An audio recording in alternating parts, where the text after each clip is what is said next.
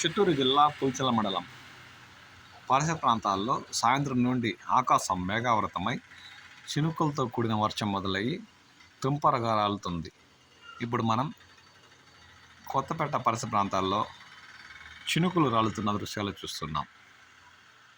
ఉదయం నుండి మధ్యాహ్నం వరకు ఎండ వేడగా కాసిన మధ్యాహ్నం తర్వాత ఆకాశం మేఘావృతమయ్యి పుల్చల మండలంలో చినుకులతో కూడిన తుంపర రాలుతున్న దృశ్యాలు ఇప్పుడు మనం చూస్తున్నాం.